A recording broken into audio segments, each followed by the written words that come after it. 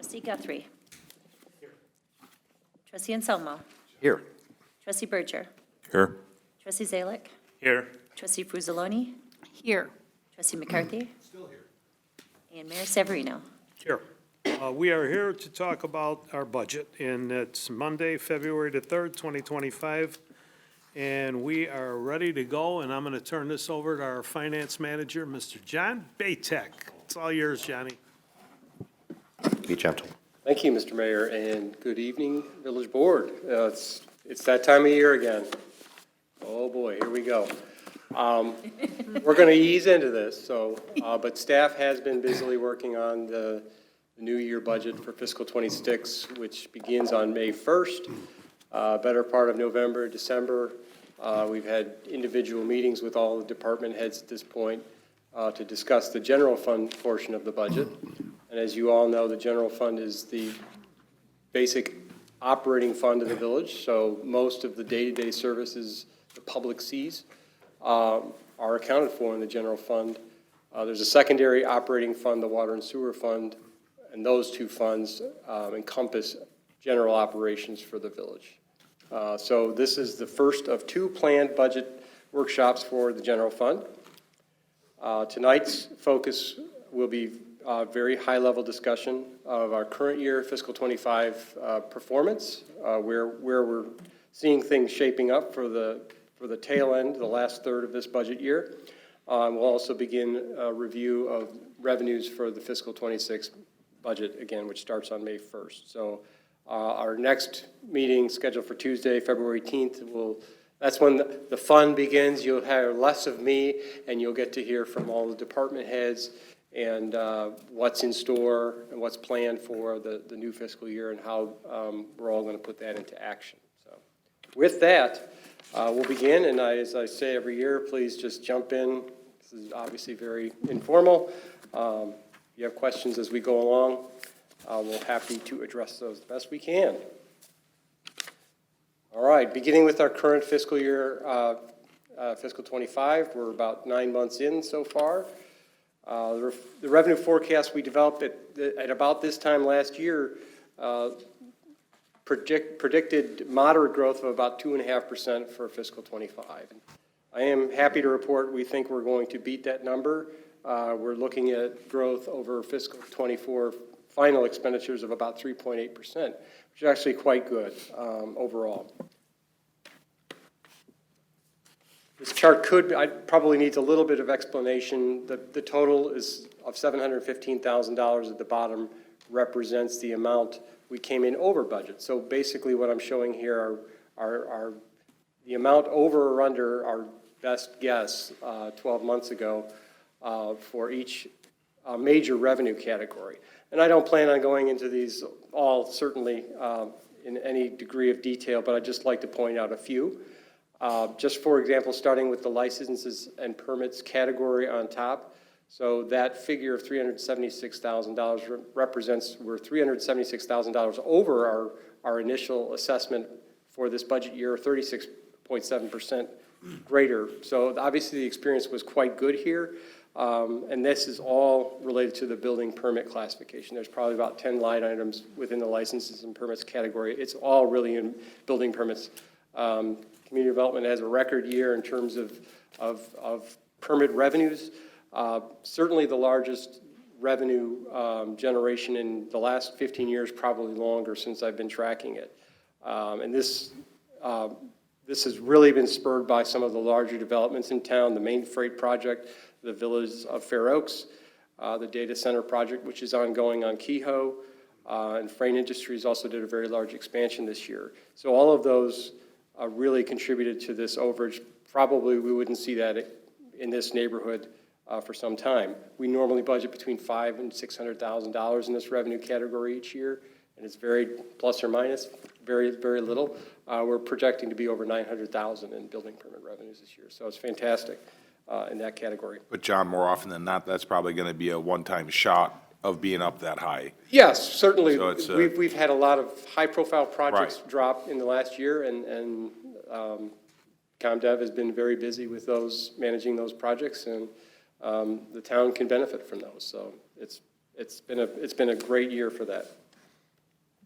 The second one, interest income, we're $250,000 over our projection, and our initial projection contemplated the Federal Reserve starting to lower interest rates sooner than they actually did. They did start lowering interest rates back in September, so our experience there has been continued to be good. Just picking one on the negative side, toward the bottom of the page, the local use tax is down $232,000 or 14% over the budget. Just a very simplistic view of what use tax, local use tax is. It is a form of sales tax. It's assessed at 6.25% from the state of Illinois. And I kind of characterize it as sales tax that can't be assigned to any specific community or locality within the state of Illinois. So a lot of times it deals with goods that come over state lines and are taxed at this generic 6.25%. It goes into a big pot of money at the state, and every community in Illinois gets a per capita share of that every month. So it's not assignable to any specific community. We're used to seeing sales taxes within businesses within Carol Stream. That is the largest component of all sales taxes. But use taxes are down significantly. There is some additional legislation that began, that we'll discuss in a few slides, that deals with the conversion of use tax to actual sales tax. And while this is a negative number, it actually, if we're converting use tax to sales tax, I'll explain a little bit later that should actually be a good thing for us. Really, sales tax is where it's all at. It's no surprise that we are heavily reliant on sales taxes in this community.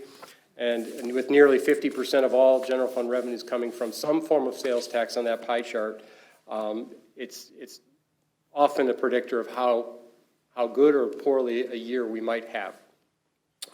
So this is just obviously a pictorial illustration, very simplistic, but I also remember put a famous quote there at the bottom for you. So where I heard that before. The change in law, how they tax what's purchased on the internet, where does that fall in now? Is that Sales just part of sales tax tax? and home rule sales tax. Okay. So yes, we'll get into that a little bit more because most of the revenue focus is on sales taxes. Right? So we did have a bit of a down year in fiscal 2024. Our previous year, there were some underperforming businesses, but the major calamity there was a state clawback, which we shared with you back in May, I believe. The Department of Revenue had to take back from us about $900,000 of previously distributed sales taxes from a single sales taxpayer that had gone on for more than 10 years. I can get into that. That's a whole other discussion. They've reclaimed all of that, those funds at this point, and that reflected in our prior fiscal year 24. These are monies that actually were refunded to the taxpayer. They're generally fairly tight-lipped about what information they give staff in terms of reasons of why things happen the way they do. This particular taxpayer likely took a conservative tax approach to a particular issue. It's a company that you would have never thought had any business being in Carol Stream. It's not a brick and mortar. It's one of these things that just falls into our experience, and they basically want an appeal. So that money actually went back to that taxpayer, a very large taxpayer. As we kind of look through each year, we do look at the actual experience of all of the businesses within town. One thing when I was reviewing that information this year, and that information, it can only really be shared with a limited number of people. Mayor, you sign a letter each year that authorizes the people that are available to see that. The village manager, Don Bastian, and myself are among the few within the village that get to the privilege of seeing all of the detailed sales tax data. When I look at that, and I think what you see out there on the street is we've got really good retention of businesses within town. When some do close, they're typically snatched up right away, and I'm seeing equal or better use going in most of the time. There are probably still a few locations that challenge us in terms of getting tenants in, but by and large, my observations over the last year is that we've had great retention within the business community, as well as businesses that do turn over are turning over to like or better sales tax purpose uses. The last bullet point on this slide talks about cannabis sales in Carroll Stream. So this is the first full year, or partial year actually, of cannabis sales for 2 dispensaries that opened in March and July of this year. And with that data that we get from the state, we cannot discuss openly the specific revenues that any one business may contribute. But what I can do is give you a sense of the impact of the cannabis dealers within town. If I normalized and annualized the sales, obviously we only have partial years, but if I annualize those and combine those together, it would be equivalent to generating revenue greater than our largest auto dealer in town. It would generate revenue which exceeds our largest grocery store in town. That's not necessarily a volume proposition. One of the big benefits of at least the cannabis is the tax rate. The applicable tax rate on cannabis is effectively 5%. So when you look at an auto dealer, for instance, an auto dealer does not generate home rule sales tax. So that is exempt. So it's basically 1%. So a cannabis dealership, cannabis industry or retailer, it's 5 times for every dollar of product that's sold is 5 times the tax rate than an auto dealer. Similar in grocery stores, most grocery stores, it's the lower grocery tax rate of 1%. Certainly, yes, if they sell magazines or candy bars or soft drinks, those are all at the 8% regular tax rate. But that is kind of the beauty, I guess, at least in terms of the cannabis sites. They don't take up a lot of space, and they generate pretty good money in terms of tax dollars. From what I've heard, they don't use village services any more or less than any other business, I think, in our experience. We've had internal discussions about that. It's been reasonably quiet in terms of the impact locally of those sales. So something new in the picture. I thought I'd just share a few anecdotes about that. Interesting. Here's a 10-year line chart of the sales taxes. I usually use this every year, and there's particular milestones. I'd continue to underscore this LPF internet legislation, January 1st of 2021. LPF stands for Level the Playing Field for Illinois Retail Act. It's a real mouthful. So this was basically a lot of the internet sales that were now converted locally to destination-based sales. Illinois continues to be an origin state in terms of sales tax recognition. So where the sale originates from, brick and mortar, you go into a store, you buy something, that community gets those funds. The LPF legislation is really the first time we've seen destination-based sales. So it could come out from out of town, and if it's shipped to a location within Carroll Stream, we get the revenue, plus we get home rule sales tax on it. So that has been a game changer since 2021.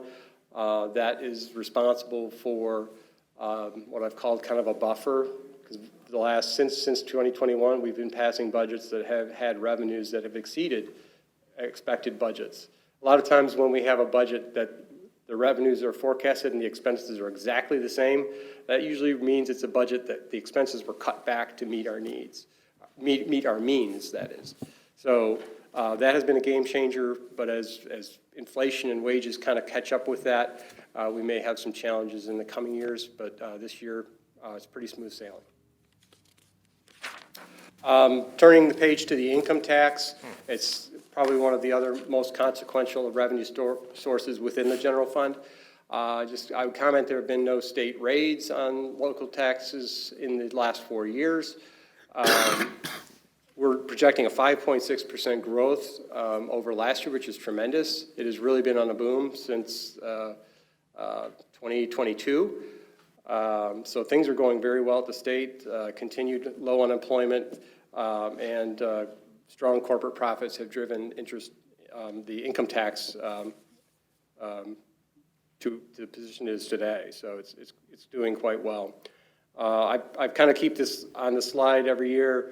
With respect to our share of the income tax, we received 6.16%, sorry, of all income taxes collected, and that is a far cry from the 10% we used to receive since the 1970 Illinois Constitution, and then the state started raising rates in 2011. So the state cut us out of that 10%, and they reduced it basically to 6%. So our councils of government, the Illinois Municipal League, the DuPage Mayors and Managers Conference continue to work with Springfield to try and get legislation to keep inching up our share back to 10%. When we worked on that number back then, 2 years ago, it was close to $30 million at 40%. And imagine a town like Naperville that's like 5 or 6, 7 times our size. Yep. For them, it must have been $6, $8, $10, $12 million or more. So, and Right. there's still, this doesn't look, to be honest about it, it looks like it's gonna stay at 6.16 because I don't think they're gonna give us an inch of that money back, even though they took it from us. We're not gonna get it back. They threw us a few interest points. I think we were at 6, we went to 6.16, and yeah, that may be where we stick for a while, but I'd be happy to get anything, but I doubt if we'll get anything. I I'm not worried about flamethrowers. Is that what I heard? apparently flamethrowers are a thing now, as long as they're full sales tax. Yep. This is a 10-year chart of the income tax, and you can see obviously the upward tick in the last 4 years. It's been quite a good run. These small items in red in the middle, those represent state raids, if you will, 10% in fiscal 19, 5% in each fiscal 20 and 21. Those in total represent hundreds of thousands of dollars that were taken out of the community. But as you said, Mayor, it pales into comparison. If we were at the full 10% share, we're now talking tens of millions of dollars since 2011. And it would be fair to say there would be no property tax in this town if we still had our 10% share. So I'll just leave it at that. Interest income continues to be a strong revenue source. It wasn't 2 years ago when we were making barely nothing. We get what the market offers, basically. It's one of those things that hasn't been a significant contributor to our budget, but it has been over the last couple of years. The chart here shows you the rapid changes of the Federal Reserve rate on the red line. So there were 11 increases in the interest rate since early 2022. And so we were earning about $67,000 in fiscal 22. We're earning 10 times that now, about $670,000 a year, and we expect to probably break $700,000 in interest income in the general fund this year. So the Fed has, as you all know, has started reducing interest rates very slowly, very cautiously. I think they've had 3 reductions since September, and you can kind of see it trailing down a little bit. So we're budgeting a little bit more conservatively into next year, but it's still basically found money that wasn't part of our budget for many years. Go back for 1 second to the grocery tax. So the state proposed, they collect the 1% grocery tax, and then they give us the money. So they propose now that they're gonna make it go away, but we could put that tax on. And they'll collect it for us, Yes, and then they'll give it to us. that's correct. And the concern amongst all the mayors, which I've been meeting with regularly this morning, we had like 15, 16 of us together, is they'll give us that money, and then how much of that will they keep? Because they have a history now, a history of millions of dollars of giving it to us and then taking it back away. So will they collect that money for us and do us a favor and then say, well, it's gonna cost you 30% or 40% for us to do it? So that 1% that we get now, we're gonna lose the 1. We may end up with 6% of the 1%. So it's like. I wouldn't be surprised if they did an administrative fee like they do for the home rule sales tax. So the regular state sales tax, there's no fee that we pay for that money. We're free and clear on that. So because the home rule is a locally sourced sales tax, and they're collecting it on our behalf, they take, I believe, 1.5% off the top. So it used to be more than that, and I think our lobbies have helped, push that down a little bit. So I wouldn't be surprised if there was, probably not 30%, who knows what gets proposed, but certainly I wouldn't be surprised to see some collection fee on I it. mean, does it make any sense? They're already collecting it and they're giving it to us. Now they want us to put it on, they're gonna collect it and give it to us. Why create another level of government or another problem? Just keep giving it the way it is and explain to the people that we could put that, we have no choice but to put it back on, or we'll have another $600,000 to $700,000 hole in our budget. And I've got a slide on that later as well, and go try and figure out what the motivations in Springfield are. I certainly, the governor took some credit for saving people's grocery tax bills, and now it's the evil. That's because Evil he cities. called it a tax So he cut could- that didn't affect them whatsoever. Right, he could give away taxes that are somebody else's money, Right. so Yeah. that's exactly what he did, and he took the PR for it, and we're sitting holding the bag, I'm basically. sorry if I took you off track. Go. No, you're helping this be more efficient, actually, so we're in good shape. So, we could skip that last slide, but you summed it up perfectly, thank you. Just looking at wrapping up, total expenditures, now shifting to the expenditure side for our current year.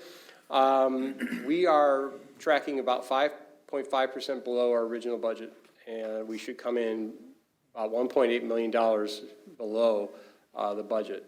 73% of that in red there is due to staff vacancies and turnover. So that has been fairly pervasive within the last couple of fiscal periods. The remaining 27% is for non-personnel related items. So this chart kind of details that 5.5%. So of the total quote-unquote savings, I mean, these are positions that we're seeking to fill. And we've had, obviously, when's the last time we were fully staffed in the police department, Carol? Long time ago, It's been a long time. It's been many back when years. John was still cop. So we have been clearly, in speaking with Carol, in the olden days, we'd have a list that would last over 2 years on average. We're clearly in testing every single year. And we have, 77 candidates that? 71 that just appeared last weekend then, was it? Or weekend before last, for testing. So, and we'll probably be gearing up for testing again this same time next year, I would gather. And you're looking to maybe have a list together mid-March or sometime in March? Okay. So this number, this $1.3 million below budget, that figure this same time last year was $786,000. So it's gotten 70% worse in 1 year. So it's kind of striking to me. I mean, it is clearly in past discussions with the board and planning sessions, staff retention and recruitment is very important to the organization. As we, obviously, people retire out, it is certainly staff's position to make sure that we're replacing them with qualified people and moving people up throughout the organization. So that's something we'll continue to focus on. But John, the message also of that $2.5 million, a very high percentage of it is a one-time shot. That it's not a ongoing savings or revenue generation, but, you know, the number of the revenue, like the permits and stuff, that's not going to happen every year. No, absolutely not. And the 1.8, 1.3 of it is in position money that we hope to actually use. Correct. So, Because we do budget staffing at full strength each Right. year. So in most years, you would expect to come a little bit under budget, but this is a pretty, 5.5%, it was 3.5% last year, so.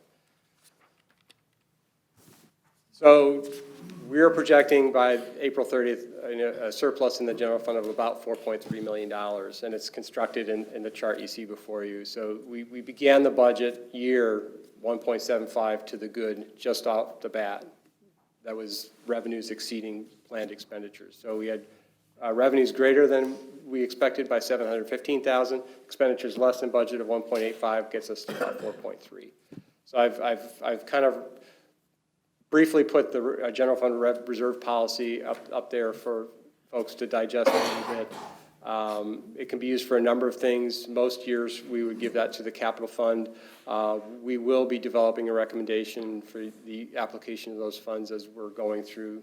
So we're kind of doing this whole process. We've worked through a lot of the general fund. We're meeting on the water and sewer fund this week. We've got the capital fund in the works, and those are the third and fourth budget meetings. So by the time we get to, early March, we'll have a recommendation on probably where we would think the best application of those surplus funds would be.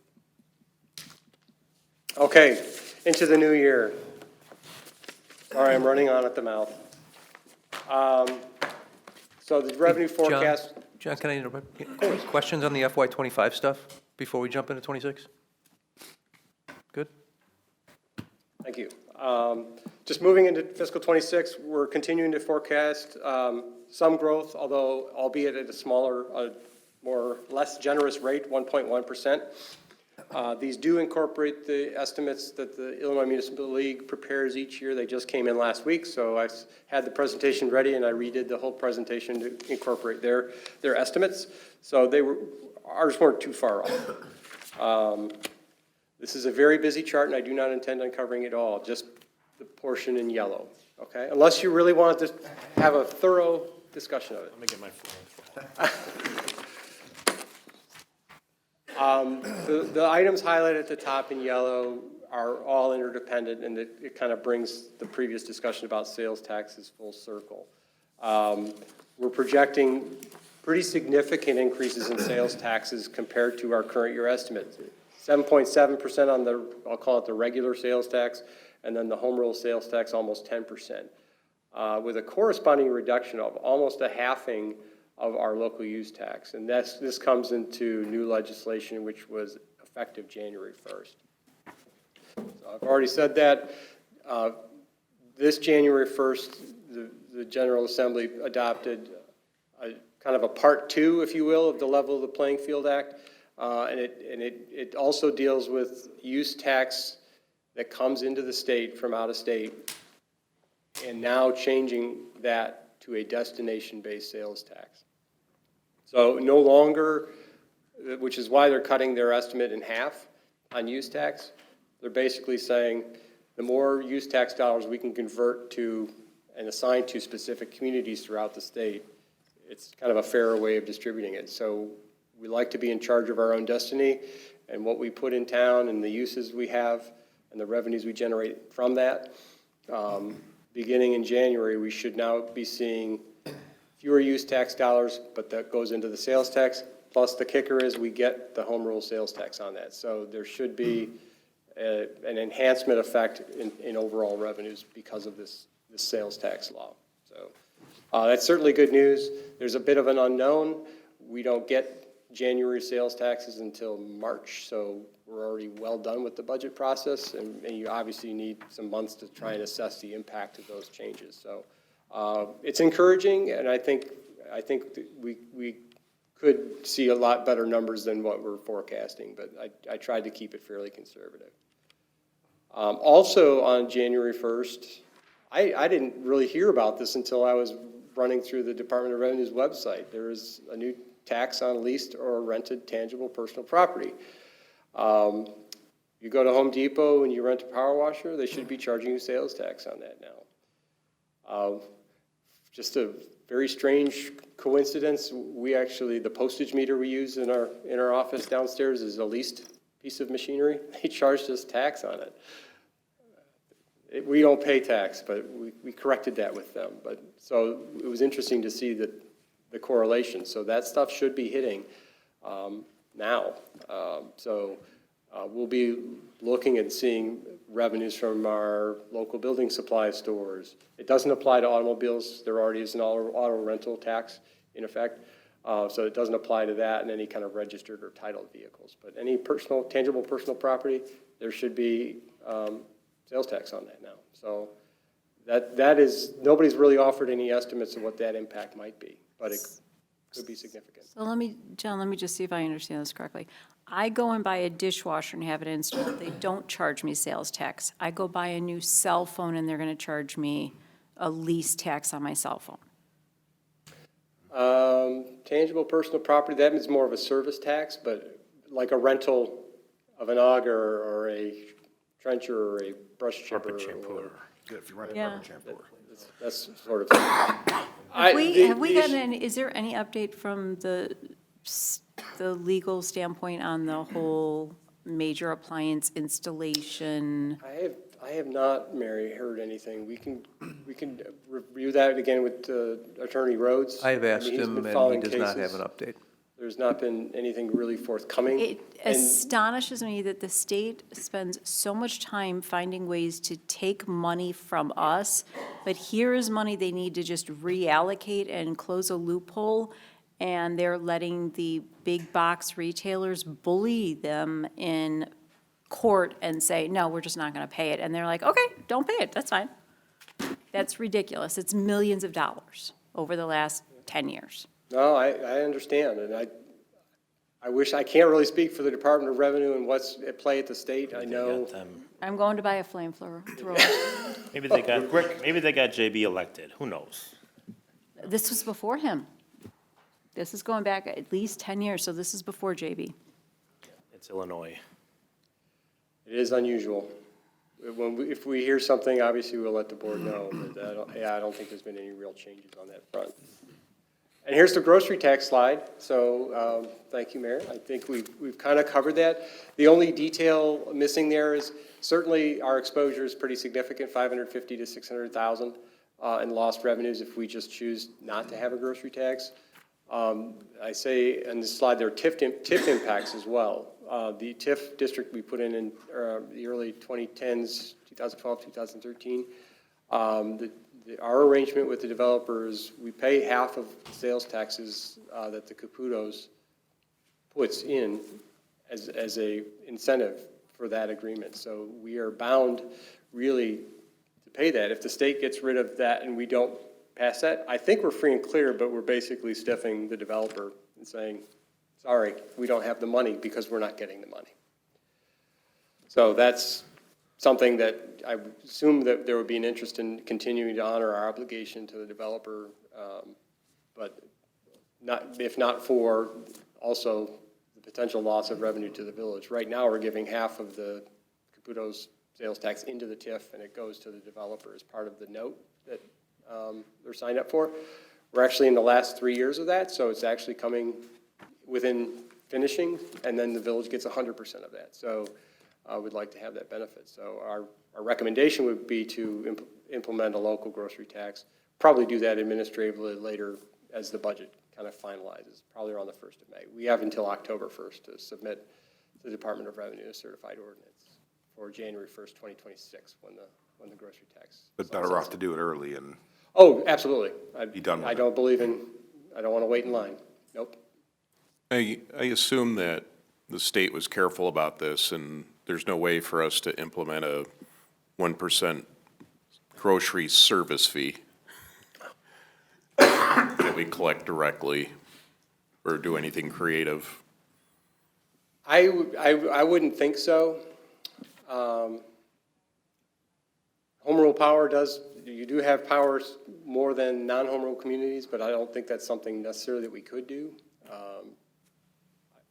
It's much cleaner having the state continue to collect that 1%. We obviously think of the obvious ones, the Aldis, the Caputos, the Jewel. If you walk across the street and buy a can of tuna at the 7-Eleven, that's a grocery tax. They should be only charging 1% on that. All of the other snowballs and ding-dongs and all that stuff is 8% because it's food ready for immediate, or it's not unprepared food. But some of those are all over town. So that would be really burdensome to do anything on that scale at a local level, because then we're the ones kind of policing that. So keeping the grocery tax in place as it always is, whether there's a fee or not that the state collects, would administratively probably be the best route to go. Would be.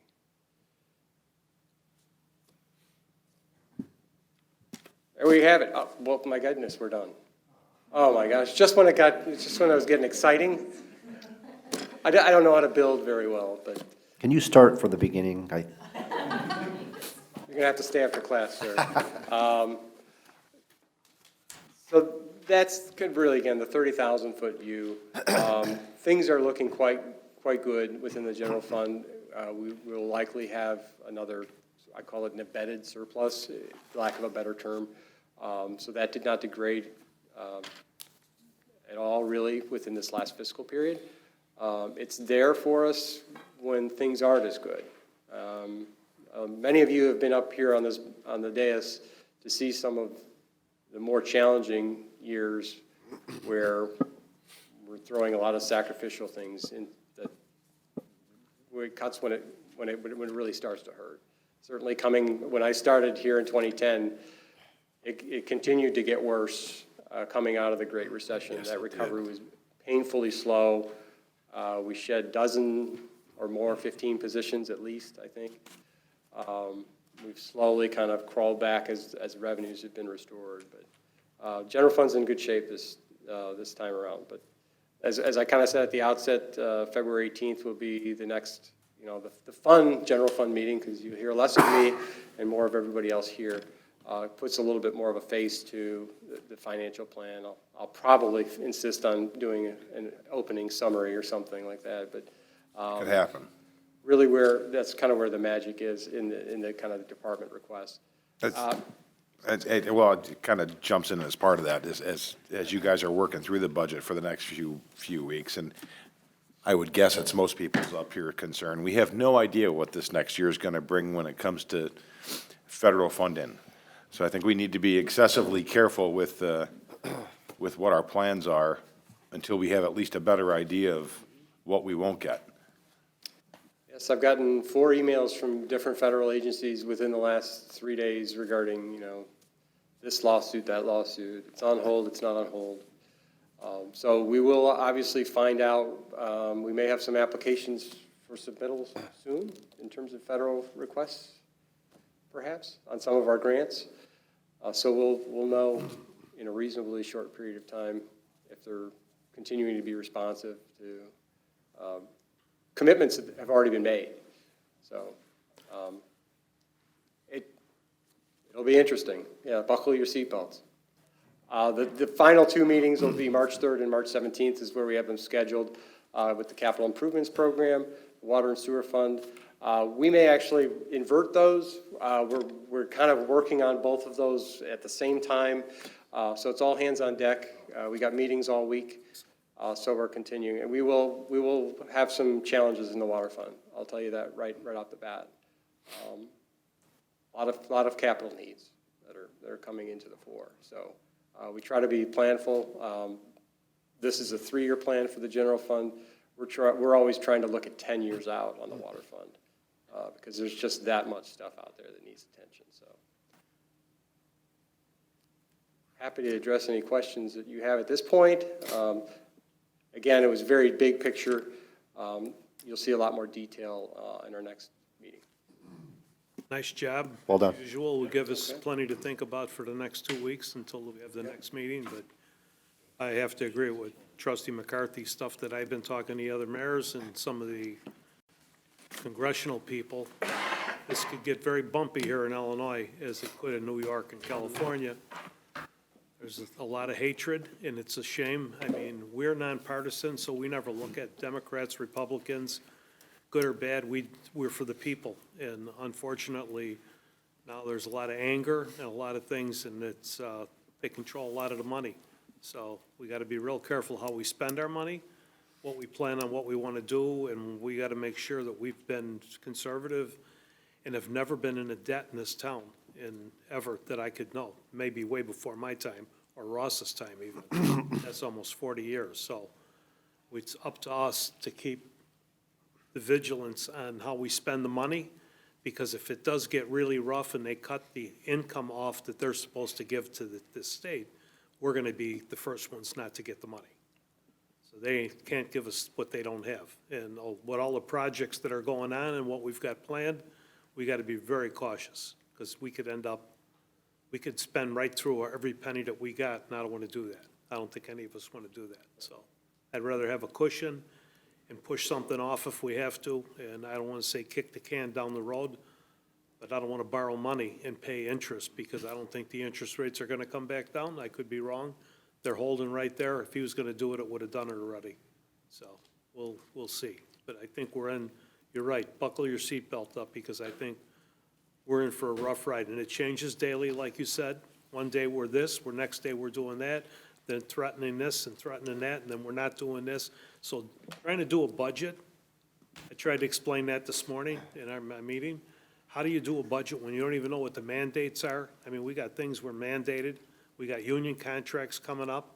I mean, and we're gonna try and figure out what we're gonna do 10 months from now. We don't even know what's gonna happen a month from now. I mean, the way this country is going right now. So we just gotta be very cautious at what we do, that's all, and what we commit to, so. Good job, Jim, and staff, thank you. Great. Thank you. Any other questions? Motion to adjourn? So moved. Moved by trustee McCarthy, seconded by trustee Frizzaloni. Clerk, call the roll, please. Trustee Guthrie? Trustee Anselmo? Aye. Trustee Bercher? Aye. Trustee Zalick? Aye. Trustee Frizzaloni? Aye. And trustee McCarthy? Aye. Meeting's adjourned. That wasn't too bad. This was actually.